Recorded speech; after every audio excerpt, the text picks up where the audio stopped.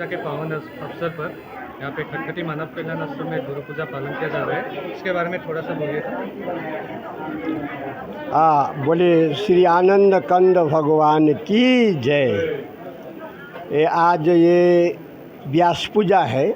अनादिकाल से इस पर्व को मनाया जाता है। तो इससे इस पर्व के अंदर में गुरु महाराज का जो भक्त लोग है, प्रेमी भक्त लोग, और विशेष करके इसमें आध्यात्मिक जो है प्रचार के लिए हमारे गुरु महाराज जी का आज्ञा है। एक भौतिक है, एक आध्यात्मिक है।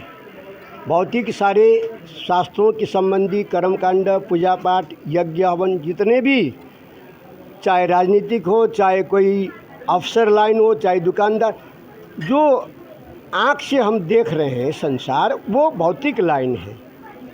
तो इसके साथ साथ में हमारे गुरु महाराज जी कहते हैं कि इसके साथ में आध्यात्मिक होना जरूरी है। जैसे दो हाथ हैं, दो हाथ के साथ कितना प्रेम है, अपने ताली बजेगा। दो पाँव से चलने के लिए बड़ा सुविधा रहेगा।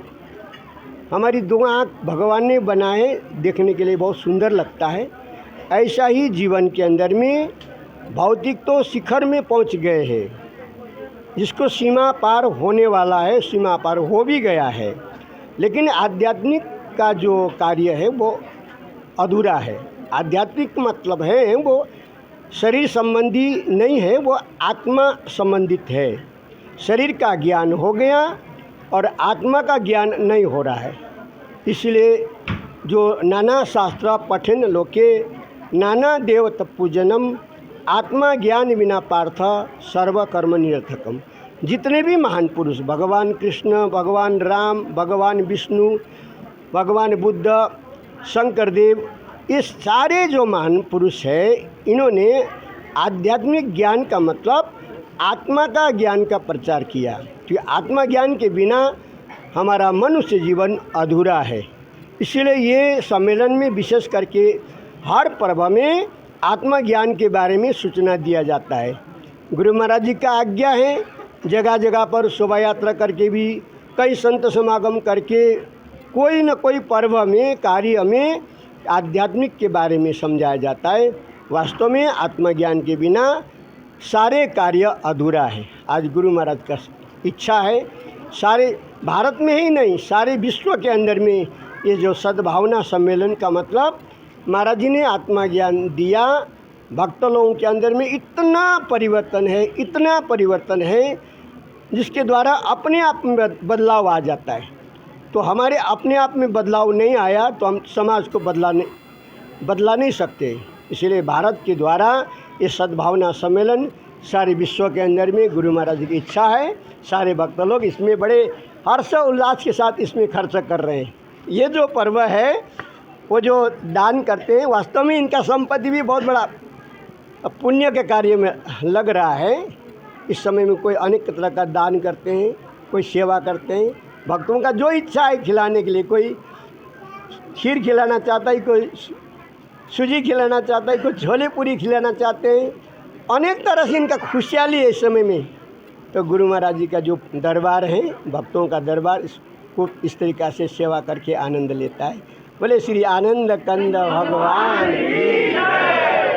महात्मा जी, परम आराध्य श्री जगत जननी माता। महात्मा जी, जैसे कि आज गुरु पूजा है, हम लोग, जितना भी लोग हैं वो लोग अपने जीवन में सच्चे गुरु को कैसे ढूंढ पाएंगे? हाँ, ये इनका जो प्रश्न है, सतगुरु को अर्थात सच्चाई को कैसे ढूंढेंगे, तो सच्चाई को ढूंढने में बिल्कुल सरल है। भगवान कृष्ण उद्धव को समझाते, उद्धव मुझे संत सदा अति प्यारे, जाकी महिमा वेद उचारे। भगवान कहते हैं उद्धव जैसे पवित्र हृदय वाला जो संत हैं, इनकी सारी शास्त्र गुणगान गाते हैं। इसलिए प्रथम भक्ति संतन कर संगा। जब तक संतों का संगत नहीं होगा, कि सत्संग श्रवण नहीं करेंगे, सत्य का बोध नहीं होगा। जो ईश्वर हो या गुरु हो, आत्मा का ज्ञान का बोध कराएंगे, आत्मा को प्रत्यक्ष कराएंगे, कि अपने आप पता चलेगा कि सद्गुरु कौन है। समाज में तो बहुत किस्म का गुरु है, माला भी है, मंत्र भी है, अनेक तरह का हवन भी, यज्ञ भी, अनेक तरह का नाम भी है। लेकिन समय के महापुरुष के पास में वो जो आत्मा का ज्ञान है कि प्राणों के अंदर में कौन सा भगवान का नाम है, तो ये सारे भक्तों को इस ज्ञान कराया जाता है। वो अपने आप परिचय होता है। जब तक आत्मा का ज्ञान न हो, चाहे गरुड़ पुराण हो, चाहे गीता रामायण हो, चाहे कोई उपनिषद हो, चाहे बाइबल कुरान हो, वो शास्त्र इतना समझ नहीं पाएंगे। इसलिए आत्मा का ज्ञान सत्य है, अपने आप परिचय होता है सत्पुरुष कौन है। बोले श्री आनंद कंद भगवान। एक गुरु और शिष्य में कैसा संबंध रहना चाहिए? गुरु और शिष्य को तो संबंधी अनादिकाल से है, लेकिन सत्य का ज्ञान न हो, झूठा तो बहुत है। भगवान बुद्ध के साथ में एक भक्त चल रहे थे, तो भगवान बुद्ध ने भी देखा, शिष्य ने भी देखा, हजारों चींटी और एक सांप को काटता है। तो भक्त के दिल में दया आया। भगवान बुद्ध तो आगे पहुंच गए, गुरु महाराज जी ये क्या अत्याचार है। भगवान ने उसको आवाज़ दिया, आओ इधर, मैं समझाऊंगा।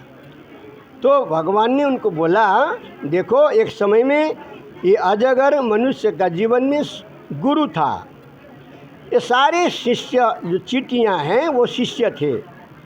तो गुरु ने वो आत्मा का ज्ञान दे नहीं पाया, अनेक मंत्र दिया, दूसरा ज्ञान दिया, झूठा ज्ञान दिया, और झूठा ज्ञान के द्वारा ये भक्त लोग तर नहीं पाया। तो आज ये 84 के अंदर में झूठा गुरु, झूठा चेला, दोनों नरक में ठेलम ठेला।